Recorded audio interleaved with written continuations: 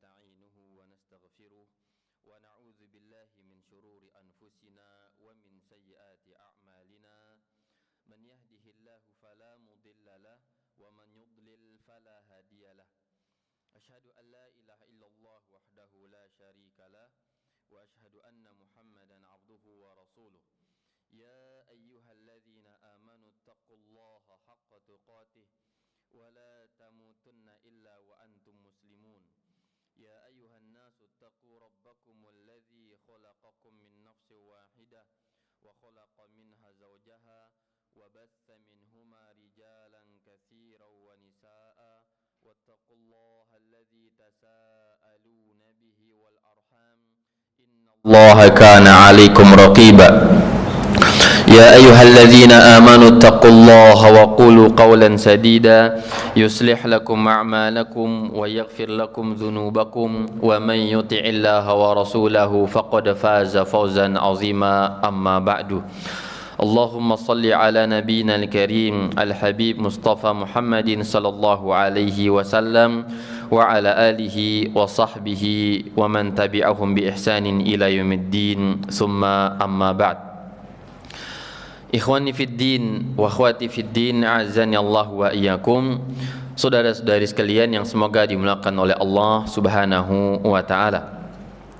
Alhamdulillah pada kesempatan pagi hari ini Allah Subhanahu wa taala masih memberikan anugerah kenikmatan kepada kita semua. Nikmat sehat, nikmat waktu luang, umur serta semangat kita untuk saling bermuzakarah di dalam ketaatan, dalam kebaikan menuju jalan Allah Subhanahu wa taala. Dan ini adalah anugerah kenikmatan yang selalu kita hadirkan di dalam hati kita, bahwa nikmat yang sangat pantas untuk kita syukuri. Kita bersyukur kepada Allah Subhanahu wa taala selalu. Salawat serta salam semoga selalu tercurahkan kepada junjungan kita Nabi besar Muhammadin sallallahu alaihi wasallam, kepada keluarga beliau, para sahabatnya, serta orang-orang yang senantiasa mempelajari dan beramal dengan ajaran Islam sampai akhir zaman. Bapak Ibu sekalian yang semoga dimuliakan Allah Subhanahu wa taala, melanjutkan pembahasan Bulughul Maram dengan syarahnya Tawdihul Ahkam yang disyarah oleh Syekh Ali Bassam, yang masuk ke dalam pembahasan Babu Sifatis Shalah. Babu Sifatis Shalah, tentang tata cara salat, salat Allah sallallahu alaihi wasallam. Sudah lewat bab tohara, bab tentang waktu solat, kemudian hukum-hukum masjid, kemudian Al-Imam Ibnu Hajar melanjutkan tentang bab berikutnya sifatus shalah, tentang tata cara solat Rasulullah sallallahu alaihi wasallam. Ikhwan sekalian yang dimuliakan Allah Subhanahu wa taala, di dalam kajian sifat solat ini insyaallah kita berusaha untuk memaparkan bagaimana pendapat-pendapat ulama Ahlus Sunnah ya di dalam setiap gerakan-gerakan salat. Setiap gerakan-gerakan salat termasuk bacaan-bacaannya. Yang kemudian dengan itu kita akan terbentuk ya wawasan yang cukup untuk menjadi bekal kita di dalam beribadah, juga bermuamalah, beribadah kepada Allah dengan dalil yang kuat, argumentasi yang kuat yang kita fahami. Dan berikut juga kita harus memiliki sikap yang insaf, sikap yang adil, sikap yang toleransi kepada saudara kita yang berbeda pendapat dengan kita di dalam ranah fikih, di dalam ranah fikih. Maka sudah saatnya untuk kita mendalami Islam ini, sudah saatnya kita mendalami agama ini dengan luas, wawasan yang luas, sehingga lahirlah sifat tasamuh, sifat toleransi dalam diri kita yang membuat kita lapang dada di dalam kita bersikap, melihat saudara kita yang berbeda dengan kita di dalam ranah fikih. Ini hal yang biasa dari kaum salaf, dari zaman salaf bahkan sampai saat ini. Jangan sampai kita terjatuh ke dalam kesalahan di dalam bersikap, ya, ekstrim, gulu di dalam bersikap di dalam masalah fikih. Yang sebenarnya Syekhul Islam Ibnu Taimiyah rahimahullah taala, dan sebelum beliau Imam Ibnu Abdul Bar di dalam At-Tamhidnya, Ibnu Taimiyah di dalam beberapa kitabnya mengatakan, jika Anda melihat di dalam masalah fikih ada dua pendapat dan Anda mengambil salah satunya, maka jangan Anda ingkari pendapat yang lainnya. Ini di dalam masalah fikih. Kita keluarkan masalah akidah, kita keluarkan masalah mauludan, masalah tahlilan, masalah kuburan seterusnya yang memang tidak ada mazhabnya. Namun di dalam masalah fikih kita harus bersikap adil, mengikuti dalil, argumentasi yang kuat dan kokoh, sebagaimana juga kita harus berakhlak dengan akhlak salafus saleh di dalam hal ini. Maka semoga Allah memberikan kemudahan kepada kita untuk memahami dan memaparkan ini sesuai dengan apa yang kita temukan di dalam buku-buku para ulama kita. Berkata Al-Imam Ibnu Hajar Al-Asqalani rahimahullah, babu sifatis shalah. Babu sifatis shalah. As-salatu lughatan, salat secara bahasa artinya doa. Ya. Salat secara bahasa artinya doa. Mungkin kita sering mendengar ya, ada kata salat, ada kata solawat, ya kan? Sering dengar solawat. Yang solawat itu adalah bentuk jamak dari kata solat. Solatun itu mufrad, tunggal. Ya, jamaknya solawatun. Solatun kemudian menjadi solawatun. Ya, dan itu secara bahasa, secara ilmu sorof ya, nahu sorof ya, mufradnya solatun, kemudian jamaknya solawatun, dan memiliki banyak makna. Di antara maknanya adalah doa. Asal kata solat bermakna doa. Ya, maka dari sinilah ya kita ketika mendengar orang mengatakan solawatan, yang dimaksud dengan kata solawatan dalam makna umum dalam lisan-lisan muslimin saat ini yaitu berdoa ya untuk Rasulullah sallallahu alaihi wasallam dengan mengucapkan ya Allahumma shalli ala Muhammadin wa ala ali Muhammad kama shallaita ala Ibrahim wa ala ali Ibrahim innaka Hamidum Majid, atau minimalnya Allahumma shalli ala Muhammad. Itu solawat ya dalam bahasa kita, bermaksud apa? Bersalawat untuk Rasulullah. Hal itu bentuk jamak solatun, sama dengan ini, hanya saja itu dibawa kepada makna bahasa ya, makna bahasa, sebagaimana Allah mengatakan ya wasalli alaihim, tentang ketika Rasulullah sallallahu alaihi wasallam menerima zakat ya, zakat atau sedekah dari kaum muslimin, dianjurkan untuk mendoakan mereka. Khudh min amwalihim shadaqatan tutahhiruhum biha wa tuzakkihim wa shalli alaihim. Ambillah harta zakat mereka yang menjadi pembersih dari dosa-dosa mereka dan mensucikan mereka, kemudian shalli alaihim, salatlah untuk mereka, ai ud'u lahum, doakan mereka. Doakan mereka. Ya. Ini secara bahasa. Maka jelas ya, ada solat, ada solawat. Solat mufradnya, solawatun adalah jamaknya ya, dan bermakna doa, bermakna doa. Karena di dalam solat itu dominannya berisi doa. Dari awal kita mengerjakan solat ya, baik gerakan maupun bacaannya, sunnah, gerakan fi'liyah ataupun qauliyahnya, itu semuanya mengandung doa. Doa dalam gerakan, ya doa di dalam lisan-lisan kita di dalam sholat tersebut.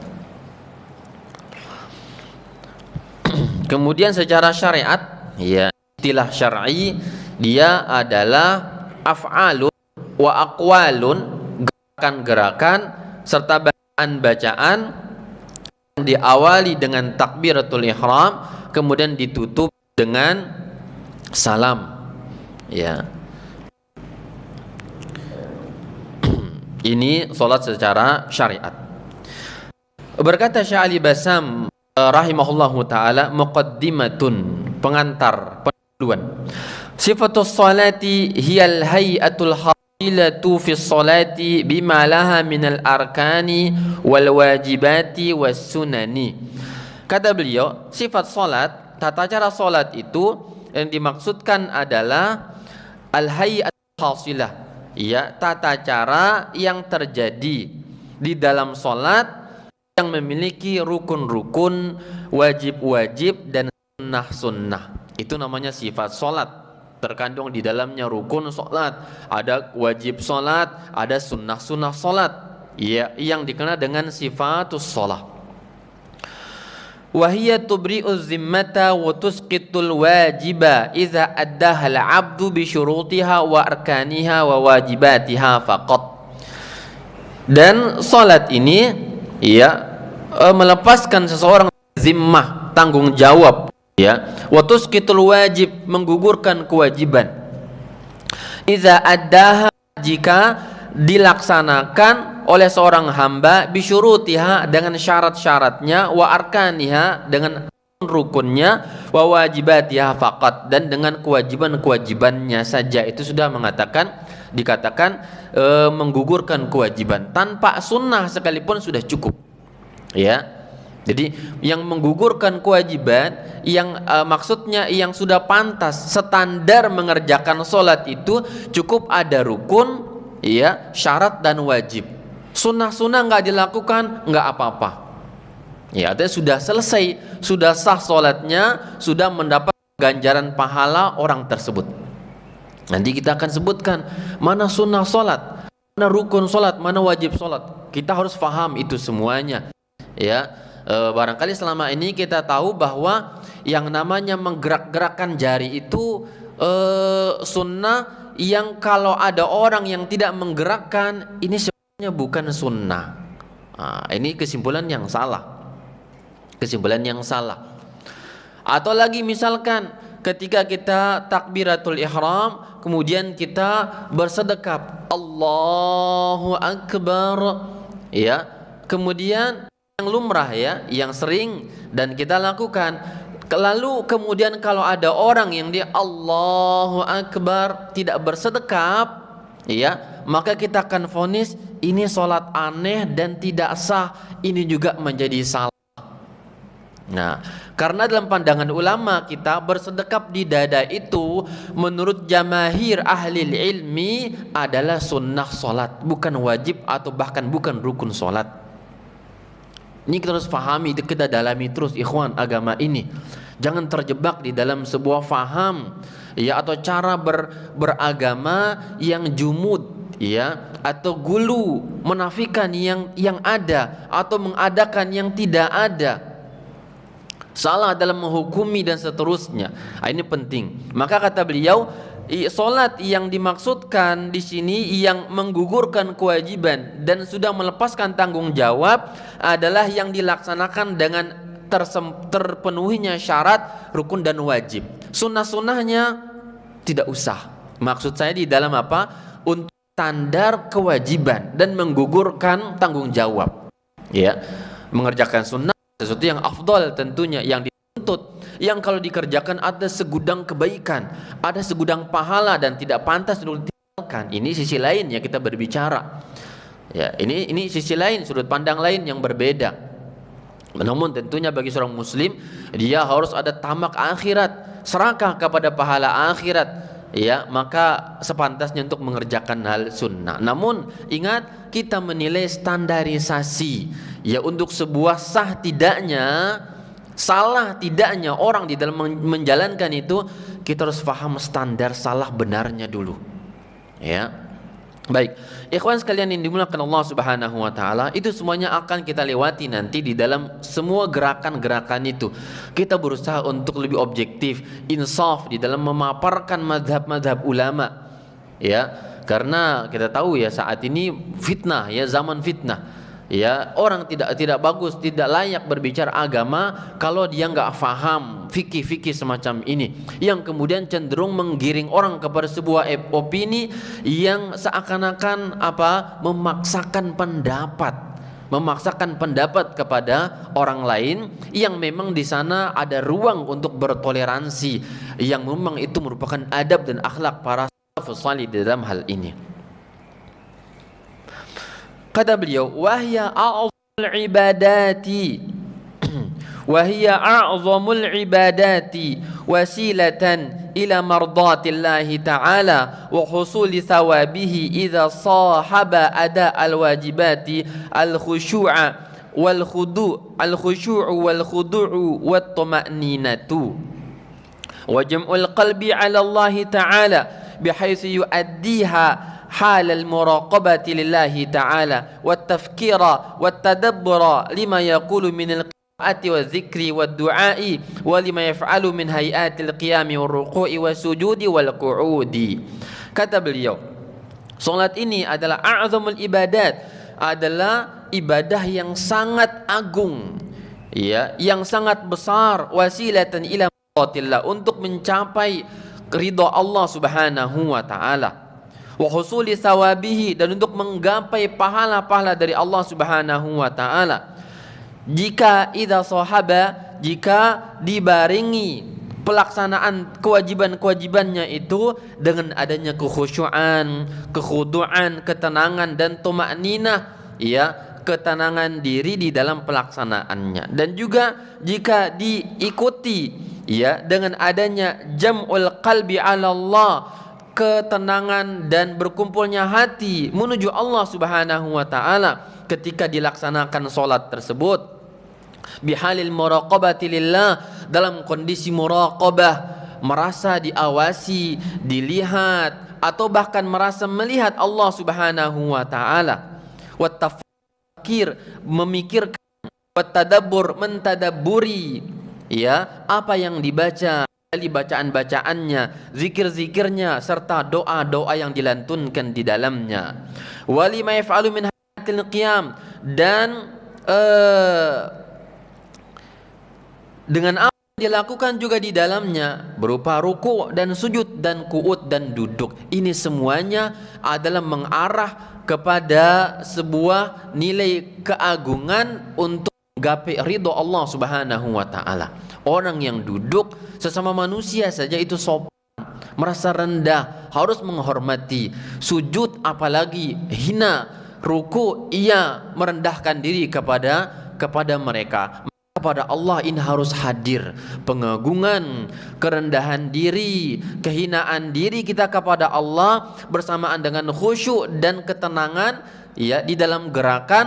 Dan juga doa-doa dituntut harus ada, karena mengandung sebuah sarana pengantar kita untuk pengagungan kepada Allah Azza wa Jalla, serta dengan cara itulah Allah Azza wa Jalla akan melimpahkan pahala besar dan gugurnya dosa-dosa kita di dalam gerakan solat itu. Maka dari sini kata salafus saleh, kata para ulama, ya, solat yang terbaik itu adalah yang panjang berdirinya dan juga panjang sujud dan rukuknya, karena mengandung keutamaan besar. Pengagungan kepada Allah di sana hadir, yang berikutnya berguguran dosa-dosa hamba di dalam gerakan tersebut, dan juga kesempatan untuk kita melantunkan doa-doa kita kepada Allah Azza wa Jalla. Sebagaimana kita tahu dari para salafus, Imam Ahmad mengatakan, aku mendoakan sekian banyak orang dari para guruku, orang-orang saleh di kalanganku di kala itu di dalam sujud-sujudku, kata Imam Ahmad ibn Hanbal, tempat kita bermunajat kepada Allah Subhanahu wa taala. Maka ya penting untuk kita dalami terus, kita fahami.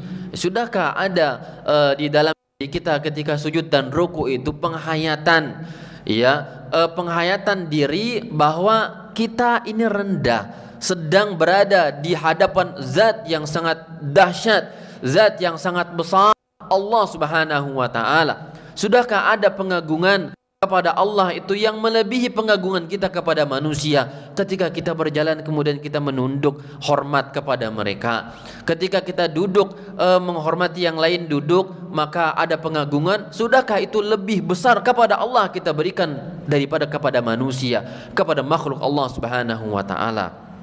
Maka ini yang membuat solat ini merupakan rukun kedua setelah syahadataini. Karena untuk mewujudkan ungkapan penghambaan, ungkapan tauhid, ungkapan kehinaan dan merasa hamba dan budak Allah jelas sekali di dalam gerakan solat itu. Rukuk dan sujud itu penghinaan. Namun apakah ada orang-orang yang tidak menghadirkan itu di dalam solat? Masih ada. Ya, solat hanya berupa gerakan kosong tanpa penghayatan dan pembawaan kepada penghinaan dan penghambaan kepada Allah Subhanahu wa taala. Wa qala al-Ghazali rahimahullah, al-Imam al-Ghazali rahimahullah. Imam Ghazali ini maklum ya, seorang ulama ahli sunnah, seorang ulama ahli sunnah yang taubat dari ilmu filsafat, ilmu kalam, dan beliau adalah ulama ahli sunnah wal jamaah yang terkadang disalah fahami, disalahgunakan oleh sebagian orang, dikenal sebagai orang sufi, ya, orang sufi, seorang tasawuf dan guru tasawuf kata mereka, itu kesalahan besar, ya. Atau barangkali dengan ungkapan sufi, ya, maka dibawa kepada makna ahlu sunnah. Dalam terminologi ahlu sunnah, oke, tidak masalah kita terima sebagai sekedar istilah. Adapun yang difahami sebagai sufi yang sudah sampai kepada derajat ma'rifatullah, yang tidak salat, yang gugur kewajiban ibadah, maka itu hayhat jauh ya dari apa yang mereka klaim daripada al-Imam al-Ghazali ini. Kata beliau,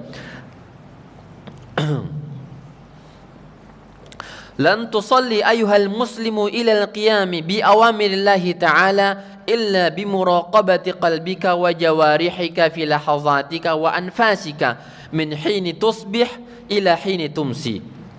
Ya, kata beliau, lan tasila ayyuhal muslim, wahai seorang muslim, engkau tidak akan sampai kepada sebuah derajat, ya, yaitu menjalankan perintah Allah Subhanahu wa taala kecuali dengan merasakan muraqabati qalbika, yaitu hati ini merasa diawasi oleh Allah Azza wa Jalla, wa jawarihika, dan begitu juga anggota badan kita, fi lahazatika, di dalam detik-detik yang kita lalui, wa anfasika, dan nafas-nafas engkau, kata beliau, min hini tusbih, dari engkau berada di pagi hari, ila hini tumsi, sampai engkau berada di petang harinya. Jadi kata beliau, waktu-waktu yang kita lalui ini hendaklah merasa muraqabah Allah. Setiap nafas yang kita keluarkan atau yang kita hirup, ya, dan waktu-waktu yang gerak-gerik yang ada ini tidak bisa menjalankan perintah dengan baik kecuali dengan cara itu. Harus ada merasa diawasi oleh Allah Azza wa Jalla dan di dalam hati kita beri anggota badan kita. Fa'lam, ketahuilah, annallaha muttali'un ala dhamirika, ketahuilah Allah itu, ya, muttali'un, ketahui, ala dhamirika, atas batinmu, musyarrifun ala zahirika wa batinika, yang selalu mengawasi zahir dan batinmu, wa muhitun bi jami'i khutuwatika wa khutaratika wa sairi sakanatika wa harakatika, dan yang menguasai seluruh gerakan-gerakan dan kekhawatiran pikiran-pikiran kita, wa sairi sakanatika wa harakatika, dan semua seluk-beluk diam bergerak kita selalu dalam pengawasan Allah. Fata'addab, maka beradablah, fi hadratil mulk al-malik al-jabbar, maka beradablah anda, sopanlah, hadirkan adab kita, fi hadratil malik al-jabbar, di dalam menghayati atau ketika hadirnya raja yang sangat besar, yang sangat kuat. Wajtahid, dan bersungguh-sungguhlah, alla yaraka haitsu nahaka, ya, bersungguh-sungguhlah untuk agar Allah tidak melihat engkau dalam hal-hal yang Allah telah larang engkau darinya. Jangan hadir larangan Allah Azza wa Jal. Wala yufqiduka haitsu marak, dan Allah tidak merasa engkau hilang dalam perintah-perintah yang Allah perintahkan kepada Anda. Jangan absen dalam perintah, sebagaimana jangan pernah hadir muka dalam larangan Allah Subhanahu wa taala. Ini ungkapan-ungkapan takwa, ya, dan muraqabah yang disampaikan oleh Al-Imam Al-Ghazali rahimahullahu taala. Sehingga belum melanjut lagi, ya, fa inna ma yataqabbalu min salatika biqadri khusyu'ika wa khudu'ika, maka Allah Subhanahu wa taala hanya akan menerima salatmu bergantung kadar khusyuk dan khudu', yaitu kepasrahan diri kita kepada Allah Azza wa Jalla. Fa'budhu fi salatika ka'annaka tarah, ibadalah kepada Allah, sembahlah Allah dalam salatmu ka'annaka tarah, seperti Anda melihatnya. Fa illam takun tarah fa inna yarak, kalau Anda tidak mampu menghadirkan itu, ketahuilah Allah melihat Anda. Fa illam yahdur qalbuka wa lam taskun jawarihuka, kalau hati belum mampu hadir, raga belum mampu tenang tunduk kepada Allah, fahadha liqusuri ma'rifatika bijalalillahi ta'ala, maka hal ini sebabnya adalah karena keterbatasan pengetahuanmu tentang keagungan Allah Subhanahu wa ta'ala. Fa'alij qalbaka, maka obati hatimu. Asahu an yahdur ma'aka salataka, semoga dengan engkau obati hati tersebut, ya, dia bisa hadir bersamamu dalam solatmu tersebut. Fa innahu laisa laka min salatika, karena ketahuilah tidak ada bagian solatmu, pahala dari solatmu, illa ma aqal minha, kecuali apa yang kau fahami dari solat-solat tersebut. Intaha kalamuhu rahimahullah, selesai apa yang diungkapkan oleh Al-Imam Al-Ghazali rahimahullahu taala. Lihat apa yang beliau katakan, fa innahu laisa min salatika illa ma aqalta minha, tidak ada bagian solat dari kita yang kita lakukan kecuali apa yang kita fahami dari solat itu. Ini ungkapan beliau. Iya, Masya Allah. Artinya bahwa kalau ada orang solat isinya melamun dari takbir sampai salam, maka yakin gak dapat apa-apa, gak ada apa-apanya.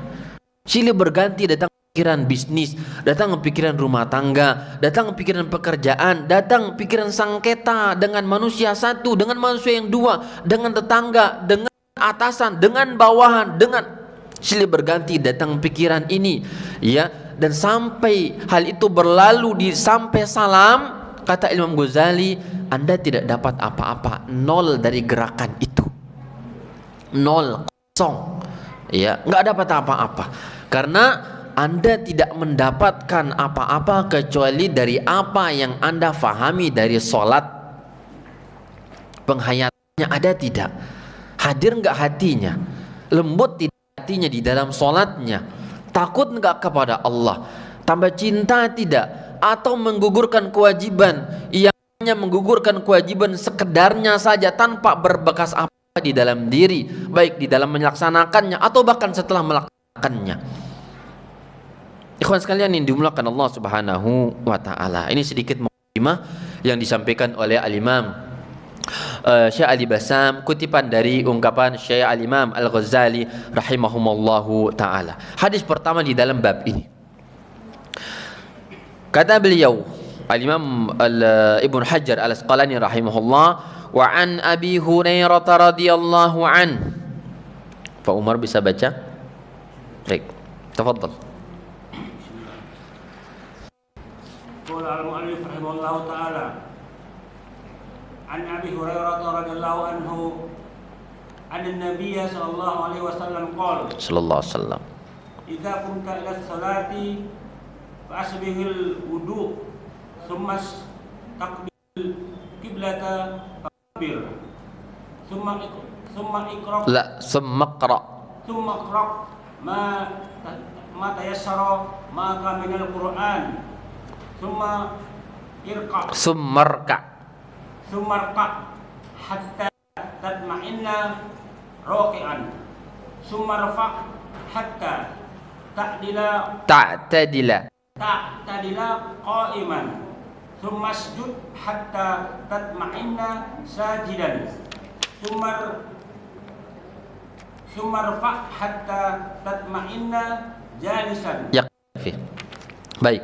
Berkata beliau dari Abu Hurairah, semoga Allah meridai beliau, anna Nabiyya sallallahu alaihi wasallam qala, bahwasanya Rasulullah sallallahu alaihi wasallam bersabda, "Idza qumta ila sholati fa asbighil wudu." Jika Anda ingin salat, maka perbagusilah, sempurnakanlah wudunya dulu.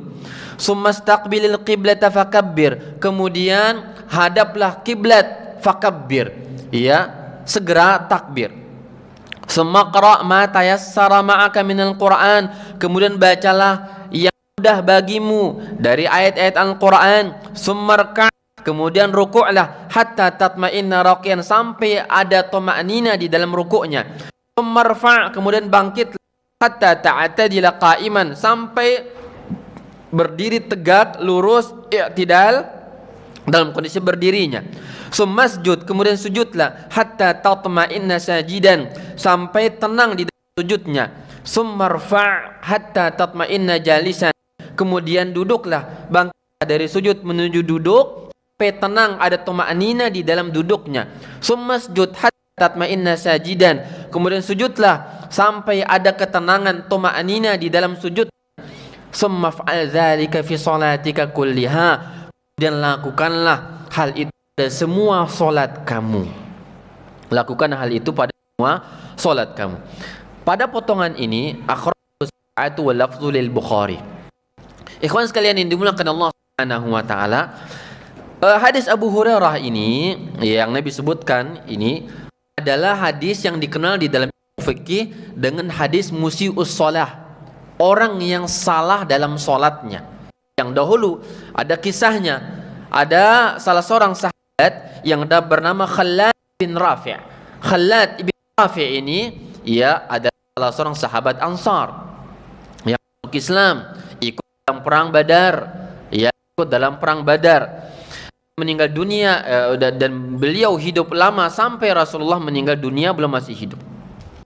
Apa kondisi beliau ini sampai datang cerita dan keluarlah hadis Rasulullah sallallahu alaihi wasallam dengan kasus beliau, disebutkan bahwa beliau ini masuk masjid, dakhalal masjid fa shalla salatan ghaira mujzatin. Dia salat, ya, namun salatnya tidak sempurna. Terburu-buru dalam salatnya, ingin segera bersalaman dengan Rasulullah sallallahu alaihi wasallam. Ya, beliau masuk masjid, kemudian tergesa-gesa dalam salat, ingin segera bertemu Rasulullah. Ya, dia sudah menjalankan yang tepat. Tahiyatul masjid sudah oke, masuk tahiyatul masjid bertemu dengan Rasulullah sallallahu alaihi wasallam. Namun dalam pelaksanaan salat beliau tergesa-gesa, terburu-buru. Maka ya wan nabi yanzur ilaihi, Nabi sallallahu alaihi wasallam melihat, memperhatikan salatnya. Falamma faragha, ketika selesai min salati, dari salatnya, jaa ila Nabi sallallahu alaihi wasallam, kepada Rasulullah, fasallama alaihi, kemudian beliau salam, faradda alaihi salam, Nabi jawab salamnya, summa qala, kemudian Nabi mengatakan, irji' fasalli fa innaka lam tusalli. Wahai Khalad ibn Rafi', ya, irji', baliklah salat, ulangi salatmu, fa innaka lam tusalli, karena Anda belum salat tadi. Lihat, ya, wa amila fi salati tsaniyah, kemudian dia kembali lagi, ulang lagi salatnya yang kedua kali, ya, kama amila fi salatil ula, sebagaimana beliau lakukan pada gerakan pertama dengan gerakan terburu-buru, diulang lagi pada kondisi kedua kalinya. Summa ja'ila Nabi, kemudian datang kepada Rasulullah sallallahu alaihi wasallam dan salam kembali. Kemudian juga Nabi memberikan komentar yang sama, irji' fa innaka lam tusalli, ulangi salat, Anda belum salat, kata Rasulullah sallallahu alaihi wasallam. Salasa marratin, sampai 3 kali. 3 kali orang itu mengulang salat, ya. Fa'aqsama ar-rajulu annahu la yuhsin fi minas salati illa ma fa'al. Maka dia bersumpah, demi Allah ya Rasulullah, ya ini yang aku bisa dalam salat, yang lain enggak bisa. Ya, salatku ini yang aku bisa ya Rasul. Berarti selama ini salatnya demikian sahabat. Mungkin saja difahami demikian. Fa'indama ishtaqa ila al-ilmi wa ta'ya liqabulihi 'allamahu an-nabiy sallallahu alaihi wasallam kaifa yusalli kama ja'a hadis. Kata beliau, maka ketika dia rindu ilmu salat, rindu tentang salatnya, maka dia mulai bertanya, ya Rasulullah, kalau begitu aku menyerah ya Rasul, aku angkat tangan, ajarkan aku sekarang bagaimana salat yang benar ya Rasulullah sallallahu alaihi wasallam. Maka Nabi sampaikan sebagaimana dalam hadis ini, jika engkau salat, dirilah, hadaplah kiblat, kemudian takbirlah. Ya, sebagaimana kita sebutkan di muka. Khawatir kalau Nabi ada di zaman kita, atau mungkin kita hidup di zaman Nabi, melihat cara sholat kita yang super cepatnya ini, super kilat, kelas eksekutif sholat. Ya, barangkali saja Rasul akan mengatakan, wahai orang Indonesia, ulang sholat antum. Ada yang sholat 23 rakaat dalam masa waktu 5 menit atau 2 menit, 3 menit. Kalau saja Rasulullah ada, Nabi akan mengatakan, wahai jamaah fulana, antum mengulang salat antum. Ya, ulang lagi 2 kali lagi, terus dan seterusnya. Nah, karena itu terulang dan seterusnya itu dengan gerakan yang tidak ada thama'ninah. Maka inilah Rasulullah ajarkan kepada para sahabat. Ada Nabi mengingkari orang ini, mengingkari orang-orang di kalangan sahabat yang sholatnya demikian, dan hal ini pun bergulir ada terjadi di zaman kita. Masya Allah.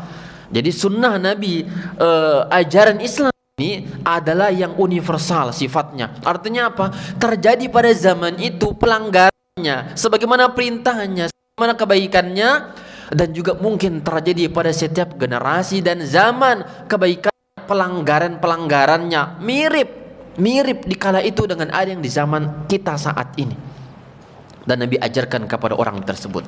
Apa kata Rasulullah? Idza qumta ila sholati fa asbighil wudu'lah terdahulu. Ya, wudu dulu.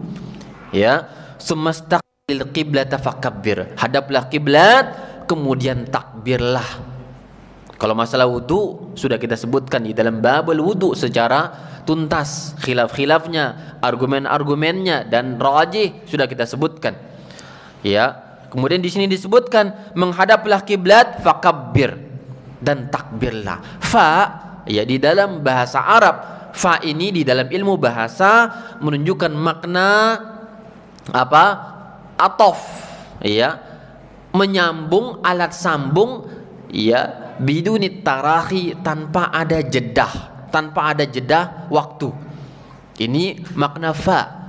Ada di dalam bahasa Arab itu huruf atof, ya, huruf sambung, ada wa, ada fa, ada summa, ada lakin, ada la, gitu kan? Ya. Nah, maka semua huruf-huruf itu memiliki makna tersendiri. Wawu memberikan makna mutlaqul jama', ya, murni kebersamaan, itu wawu. Kalau saya mengatakan dakhala Ahmadu wa Muhammadun wa Aliyun, Muhammad dan Ali dan Ahmad masuk masjid, itu bersamaan dengan ungkapan wa, mereka bersamaan datangnya. Ya, mutlaqul jama' memberikan makna mereka datang bersama-sama ke masjid. Tapi kalau dengan fa, dakhala Ahmadu fa Aliyun fa Ahmadu, masuk Ahmad, dakhala Muhammadun fa Ahmad, Muhammad yang diikutkan berikutnya langsung tanpa ada jeda, Ahmad masuk. Itu maksud fa. Maka di sini kata ulama menjadi dalil bahwa ketika orang itu berdiri, Nabi katakan berdiri menghadap kiblat, langsung fakabbir, langsung bertakbir. Artinya tidak ada jeda waktu untuk mengatakan usolli, sholaitu, atau usolli dan seterusnya itu. Walaupun kita akan sebutkan khilaf yang terjadi di kalangan para ulama, lebih menghadirkan nilai insaf dan objektif di dalam hal ini. Ya, ini poin pertama di dalam sifatus sholah ini. Maka di dalam masalah kita kembali, tidak dipaparkan di sini tentang gerakan pertama, ya, atau problem yang diperdebatkan oleh para ulama kita, yaitu apa hukum orang sholat berdiri kemudian lalu dia mengucapkan apa? Usolli, ya, fardhus subhi rakaataini lillahi ma'muman lillahi ta'ala, atau imaman lillahi ta'ala. Apa hukum hal semacam itu? Maka, ya, saya katakan bahwa di dalam memahami hal semacam ini terjadi khilaf di kalangan para ulama fikih. Yang ungkapan Ibnu Taimiyah tadi masuk ke dalam makna ini juga. Artinya, kata ulama, tidak boleh ada orang yang mengingkari orang lain dengan keras di dalam masalah-masalah fikih yang dikhilafiyahkan, dan memang ada kemungkinan dalil, ada ruang, ada kemungkinan untuk berargumen di dalam masalah itu. Ya. Kita tahu bahwa hal itu khilaf tajam di kalangan para ulama kita. Ya. Imam Malik mengatakan apa? Apa kata Imam Malik bin Anas rahimahullahu taala? At-talaffuzu, ya, bin niyati khilaful aula. Khilaful aula. Illa lil muwaswis fa innahu mandubun daf'an lil waswasah. Apa kata Imam Malik bin Anas? Kata beliau, melafalkan niat, ya, melafalkan niat, menjaharkan niat, ini adalah khilaful aula, menyelisihi yang sepantasnya. Artinya enggak usah, yang pantas itu enggak usah pakai lafaz niat. Imam Malik mengatakan, ya, maaf, Malikiyah, bukan Imam Malik, tapi penganut Malik, Imam Malik, pengikut mazhab Malik bin Anas rahimahullahu taala. Kata mereka demikian, innahu khilaful aula, bahwa melafalkan niat menurut pengikut Imam Malik bin Anas adalah menyelisihi yang sepantasnya. Ya. Wa dzalika li ghairil muwaswis, itu bagi orang yang tidak ada penyakit waswas. Ya. Adapun, kata beliau, adapun bagi orang yang terkena penyakit waswas, nah, ini kata Imam Malik bin Anas, ya, menurut pengikut mazhab Malikiyah, mazhab Malik, kata mereka bahwa jika ada orang yang kena waswas tadi, maka dianjurkan untuk menolak was-was di dalam sholat itu, dalam berniat. Ya, ini menurut Malikiyah. Sebelum itu saya katakan bahwa sepakat ulama bahwa niat itu tempatnya di hati, sebagaimana juga dikutip oleh semua mazhab. Mereka mengatakan bahwa sepakat ulama kita mengatakan bahwa mahallun niyati fil qalb, tempat niat itu di dalam hati. Ini yang dikutip oleh semua mazhab. Al-Imam Asy-Syarbini di dalam kitabnya Al-Iqna' Syarah Matan Abi Syuja' juga mengatakan demikian. Ijma' ulama disepakati bahwa niat itu tempatnya di dalam hati. Ya. Tempatnya di dalam hati. Kemudian Imam Malik tadi mengatakan, namun apa? Terjadi perbedaan ya tentang hukum kesunahannya. Ya, sepakat akan tempatnya di dalam hati. Dan dia sepakat bukan syarat solat, bukan wajib solat, bukan rukun solat. Ini sepakat ulama dalam hal ini. Namun terjadi khilaf di kalangan mereka, apa hukum kesunahannya? Ya, boleh enggak? Ya, sunnah enggak? Dianjurkan tidak? Ini jadi khilaf di kalangan mereka. Ya, tadi apa? Imam Malik, penganut Malikiyah mengatakan apa? Ya, khilaful aula, melafalkan itu menyelisihi yang sepantasnya, kecuali bagi orang-orang yang terkena penyakit was-was. Bagaimana was-was ini? Dia kadang ragu-ragu, was-was. Tadi sudah niat belum ya? Dia sudah takbir. Ini penyakitnya orang was-was ya. Sudah takbir, Allahu Akbar. Teringat, tadi sudah niat belum? Ya, jangan-jangan niat ini sholat subuh atau sholat maghrib atau sholat yang lainnya, lupa berniat dalam hati, datang lagi Allahu Akbar. Allahu Akbar sampai berkali-kali, ini banyak dan ada kita melihatnya. Kata Imam Malik, penganut Malikiyah, orang semacam inilah orang yang dianjurkan untuk apa? Melafalkan niat agar lebih mantap dan yakin, dan untuk membuang penyakit waswas. Dia mengatakan apa? Usolli, untuk meyakinkan sudah nggak ada waswas lagi, sudah berucap kok masih ada waswas, maka ucapkan usolli untuk apa? Membuang waswas itu. Ini pendapat ulama Malikiyah. Ya. Imam Syafi'i atau pendapat Syafi'iyah mengatakan sunnah, dia sunnah.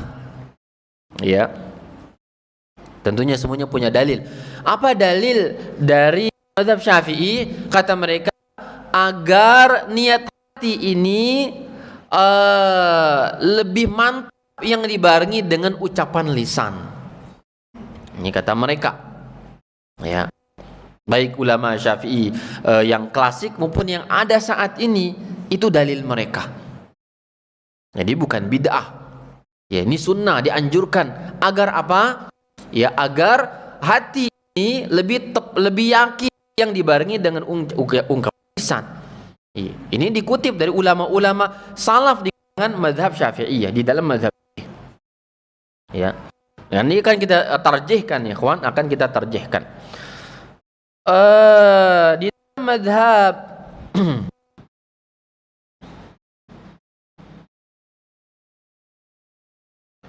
Ahmad, di dalam mazhab Ahmad mereka mengatakan bahwa Al-Imam Ibnu Qayyim mewakili dalam hal ini. Ya, kata beliau bahwa hal ini terlarang dan tidak boleh mengucapkan usolli semacam itu, atau nawaitu dalam wudu, misalkan nawaitul wudu'ah, atau usolli dalam solat, atau nawaitu sauma untuk berpuasa, atau nawaitu zakata untuk berzakat, nawaitu sodaqah untuk sedekah. Ya, kata Al-Imam Ibnu Qayyim, ya, berikut gurunya Syekhul Islam Ibnu Taimiyah rahimahullahu taala, beliau mengatakan bahwa ini adalah sesuatu yang ya tidak layak untuk diucapkan. Kenapa? Orang yang mengucapkan itu dia kurang agama dan kurang akalnya. Ada kekurangan dari si agama dan juga akalnya. Ya, ini keras ya ungkapan dari Syekhul Islam Taimiyah dan juga muridnya Ibnu Qayyim al-Jauziyah. Karena beliau mengatakan tidak disunnahkan oleh Imam Ahmad, tidak Rasulullah yang mensunnahkan. Tidak ada dalil kesunahannya bersamaan dengan rincian daripada gerakan solat, bacaannya, kemana mata memandang, bagaimana berdirinya, tangan letak di mana, apa bacaan, bismillah atau tidaknya, ta'awuz atau tidaknya, itu semuanya gerakan yang zahir, ya, atau kurang zahir. Lalu kenapa usolli yang lebih zahir dari itu semuanya Nabi tidak jelaskan? Ini kata Syekhul Islam Taimiyah. Maka orang semacam itu, kata beliau, justru mengantarkan kepada penyakit waswas, ya. Sehingga beliau mengatakan walau kana masyru'an la fa'alahu an-nabiy sallallahu alaihi wasallam.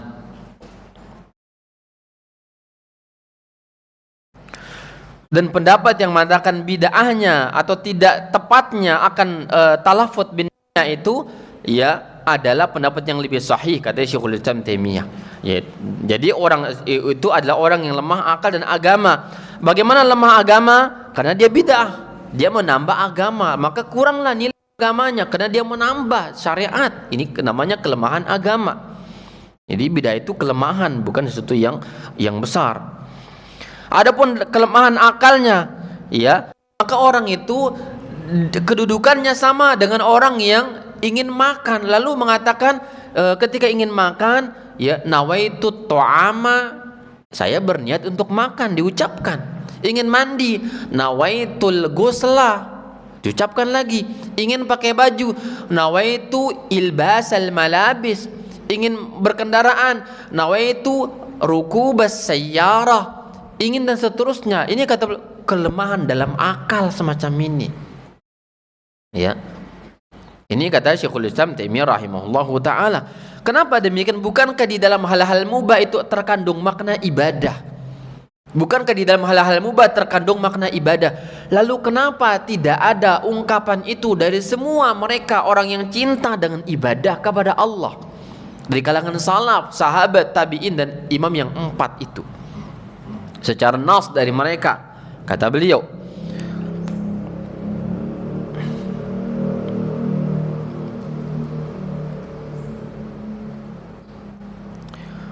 maka beliau juga mengatakan al-jahru bi lafzin niyyati aidan manhiyun anhu inda Syafi'i wa sairi a'immatil Islam. Ya, Syekhul Islam juga mengatakan bahwa melihat kepada pokok mazhab, ya, saya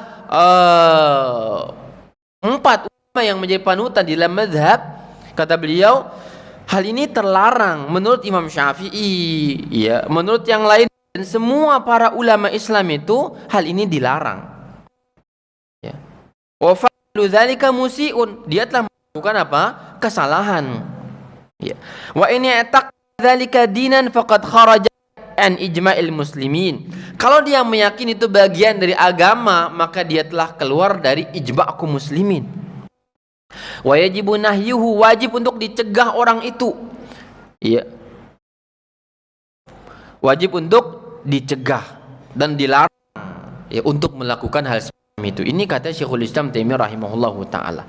Beliau berisyarat di dalam ungkapan ini, ya, di dalam 2 makna kita simpulkan kata ulama, bahwa khilaf di dalam masalah niat ini adalah khilaf yang tidak mu'tabar, sehingga keras ungkapan Syekhul Islam Taimiyah. Bukankah beliau tadi yang mengatakan khilaf di dalam masalah fikih enggak boleh ada pengingkaran, enggak boleh kekerasan kalau khilaf dalam masalah fikih. Namun kenapa muncul ini dari beliau mengatakan apa? Bahwa hal ini kalau ada orang yang meyakininya, orang itu keluar dari ijma' kaum muslimin, berisyarat bahwa khilaf di dalam hukum talaffuz bin niyyah dia adalah khilafun ghair mu'tabar, khilaf yang tidak dianggap di dalam masalah fikih. Karena tidak ada dalil yang mustanad, satu pun dalil tidak ada. Ya. Namun ulama belakangan, namun demikian kita berikan penghormatan kepada para ulama kita. Oke, hargai pendapat Anda. Mereka bawa dalil ABC dan di antara dalilnya adalah qiyas, kata mereka. Qiyas kepada haji. Dalam talbiyah haji, orang berniat, yaitu apa? Labbaik Allahumma hajjan wa umratan. Dalam dia berumrah atau berhaji dari miqat, memakai pakaian ihram, dia bertalbiyah. Niat hajinya di situ. Ya. Yang walaupun jika tidak melafalkan talbiyah dengan niat dalam hati sudah sah, sebagaimana mereka katakan juga di dalam sholat. Enggak ada lafaz usolli atau itu, dengan cukupnya di dalam hati sudah sah. Ini ijma' di kalangan mereka. Melafalkan apa tadi? Khilaf di kalangan para ulama. Syafi'iyah mengatakan sunnah. Imam Malikiyah mengatakan apa? Khilaful aula, kecuali orang yang sakit waswasah. Kecuali bagi orang yang sakit waswasah.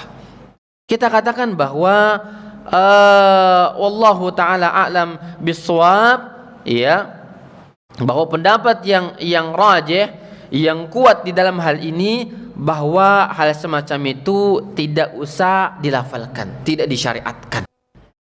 Ya, namun ingat, ya, bahwa kita ada sikap di dalam hal ini. Jadi kalangan ulama mereka dari abad ke-7 ke-8 Hijriah, para ulama itu sudah, ya, memfatwakan demikian. Imam Asy-Syafi'i ini, ya, atau yang lain, Suyuti, ya, termasuk An-Nawawi mengatakan, sebagaimana dikutip oleh Asy-Syarbini, ya, An-Nawawi hidup di abad ke-5 atau ke-6 Hijriah. Lalu termasuk ulama mazhab yang mengatakan sebenarnya tidak usah untuk itu, ya, tidak usah untuk melafalkan niat. Dalam sebagian mazhab mewajibkan hal itu. Ini yang keras pengingkaran ulama kepada mereka yang mewajibkan untuk melafalkan niat. Ya. Sudah ada di zaman Imam Nawawi rahimahullah, bahkan dari orang-orang sebelum beliau, Al-Imam Ar-Rafi'i, ya, Nawawi atau yang lainnya. Sudah ada fatwa semacam ini. Nah, sehingga kita ada sikap. Dalam khilaf semacam ini kita butuh sikap. Ya, dalam pandangan Syekhul Islam Taimiyah dan juga Ibnu Qayyim al-Jauziyah, ya, dan ulama-ulama belakangan seperti Syekh bin Baz, Syekh Utsaimin dan yang lainnya, mereka mengatakan ini perkara bid'ah. Bid'ah di dalam ijtihad, ya. Ijtihad. Jangan dipahami bahwa bid'ah ini akan membuat mereka masuk neraka dan seterusnya, misalnya membuat mereka kepanasan terkadang. Kok saya sholat hanya sekedar mengucapkan sholli kok masuk neraka? Ya. Maka kalau demikian, ya kata para ulama, kita jaga bahasa kepada saudara kita kaum muslimin. Kalau berdebat, diskusi dingin, santai, dialog diskusi, oke, tidak mengapa, misalkan bawa dalil. Tapi sampai saat ini hal ini dibela oleh para ulama-ulama kibar, ulama ahli sunnah yang ada di Mesir, di Yordan dan sebagian tempat, ya, mereka melantunkan, menjaharkan niat semacam ini. Karena memang warisan dari para ulama klasiknya yang nggak bisa dilepas. Sudah merupakan sunnatullah, berbeda demikian. Namun mereka ahli sunnah. Mereka lah orang-orang yang menerapkan sunnah. Namun dalam hal semacam ini, karena punya panutan ulama klasik yang lebih salaf daripada kita dalam panutan, dan itu jalur mereka beragama, maka sulit keluar dari itu, bahkan menjadi agama bagi mereka. Yang mereka juga meyakini apa? Tidak wajib akan hal itu. Yang merupakan namun terjadi kesalahan di negara kita, bahwa kalau ada orang sholat yang tidak mengucapkan itu, ini cacat sholat. Ini yang berlebihan. Ini yang berlebihan yang ada di saat ini. Karena kita dengar sendiri di kalangan kaum muslimin, awamnya atau yang lainnya, ya kata mereka melihat kita, mereka lah sholat orang yang tanpa niat, mereka itu maksudnya apa? Tanpa menjaharkan, sehingga celah-celah dan mencela dan seterusnya. Ini sudah keluar batas, keluar jalur mazhab kalau sudah seperti itu. Ya, jadi kita keras di dalam bersikap menafikannya, sebaliknya mereka keras kepada kita karena kita tidak mengucapkannya. Maka jalur tengah, fahami dalil-dalil yang ada bahasa kita kepada mereka, sebagaimana mereka seharusnya mengenal akan dalil-dalil yang lainnya agar mereka tidak mencela dan seterusnya kepada kita. Ini sedikit tentang masalah ya melafalkan niat usolli dan semisal itu. Namun yang rajih kita katakan, sebagaimana Syekhul Islam Ibnu Taimiyah mengatakan bahwa ya itu tidak ada di dalam buku-buku klasik pokok mazhab, tidak ditemukan hal itu. Nah, belakangan ketika muncul pertanyaan orang yang was-was tadi, orang yang ini dan itu, takut lupa dan seterusnya, maka muncul fatwa ijtihad dan ijtihad. Lalu kapan niat ini ada? Ya, Syekh Muhammad bin Shalih Al-Utsaimin mengatakan, kata beliau, niat itu cukup ya, niatul fard, yaitu ketika masuk waktu niat cukup, sudah niat namanya. Artinya ketika antum dengar azan, apakah azan di handphone, di masjid, ya dengar, oh ini waktu sholat masuk, ingin sholat, itu sudah niat. Ini pendapat yang kuat. Syafi'iyah mengatakan bahwa niat itu harus muqtarinan bitakbir, harus beriringan dengan takbir. Ya, jadi kalau dari rumah dengar azan ingin sholat itu belum niat menurut mazhab Syafi'i. Sampai kita datang ke masjid, berdiri menghadap kiblat sebelum takbir dalam hati, yang kemudian diiringi dengan lisan, baru Anda dikatakan berniat dalam mazhab Syafi'i. Jelas ya, bisa difahami. Inilah maksud mereka bahwa disyaratkan yaitu muqtarinatan bi takbiratil ihram. Kalau tidak, maka tidak sah salatnya. Jadi inilah asas tadi untuk mengucapkan, menjaharkan niat usolli dengan asas apa? Muqtarinatan tadi harus beriringan. Kalau tidak, enggak sah. Maka bagaimana untuk memperkuatkan itu, meyakinkan, ucapkan saja. Karena banyak orang di kalangan mereka yang terjatuh kepada perkara yang memberatkan diri mereka. Karena apa? Lupa untuk mengiringi ya niat dengan takbiratul ihram, maka harus mengulang Allahu Akbar. Lupa, Allahu Akbar. Lupa lagi, Allahu Akbar. Lupa, dan seterusnya. Maka bagaimana untuk mengusir rasa was-was sebelum dan belum mengiringi niat dengan takbir tadi? Ya sudah, ucapkan saja, ini cara amannya. Jadi dibangunlah mazhab dari sebuah pokok dan usul, maka dibentuklah cara-cara yang lainnya yang dikenal dengan kebid'ahan tadi. Ini tempat berniat, ya, tempat waktu berniat. Waktu berniat itu apa? Kata Syekh Muhammad, niyatul fard. Apa itu? Ketika masuk waktunya saja. Nggak usah diiringi. Kenapa? Kata beliau, ini masyaqqah, berat ini, dan nggak mungkin ada orang yang mampu demikian. Pantaslah mereka mengulang-ulang takbir, karena lupa orang apakah sudah beriringan atau belum tadi, ya, apakah sudah ada atau belum tadi, dan seterusnya. Berat. Sebagian orang tuh stres dengan takbiratul ihramnya, ya. Ikhwan fiddin yang dimuliakan Allah Subhanahu wa taala, ini persoalan pertama dalam salat, yaitu apa? Niat. Masalah niat. Dan itu yang kita sebutkan tadi yang rajih, ya. Wallahu taala a'lam, bahwa dia tidak usah dilafalkan, ya, namun dengan penuh rasa toleransi dengan para ulama yang lain yang mengatakan demikian, bahwa inilah pendapat kami yang kita kutip, ya, dari para ulama klasik yang kita ambil, yang disepakati oleh mereka, sebagaimana Asy-Syarbi ini mengatakan di dalam Al-Iqna'-nya, ya, dan beliau kutip dari Al-Imam An-Nawawi dan seterusnya, bahwa ijma'nya niat itu di hati. Ijma'nya itu di hati. Ini yang diijma'kan oleh para ulama. Khilafiyahnya di mana? Disunnahkan atau tidak ketika melafalkannya. Dan yang rajih tadi katakan apa? Ya, tidak syariat untuk melafalkan niat, dengan penuh catatannya rasa toleransi kita kepada ahlu sunnah yang melafalkan akan hal tersebut. Dan ketahuilah, bukan standar sunnah atau bukan ahlu sunnah hanya sekedar melafalkan niat. Catatan penting bagi kita, ya, jangan keluarkan orang dari ahlu sunnah hanya gara-gara melafalkan niat, karena dia ada perkara bid'ah yang tidak melazimkan seseorang itu keluar dari dairatus sunnah, dari lingkaran ahlu sunnah wal jamaah. Karena ulama-ulama ahlu sunnah mengiyakan itu. Ada perdebatannya mereka terima karena ada ruang berkhilaf, karena mereka ada dalil-dalil, kemungkinan dalil yang mereka fahami itu, kata mereka. Wallahu ta'ala a'lam bishawab. Ini yang dapat disampaikan, semoga bermanfaat kepada semuanya, ya.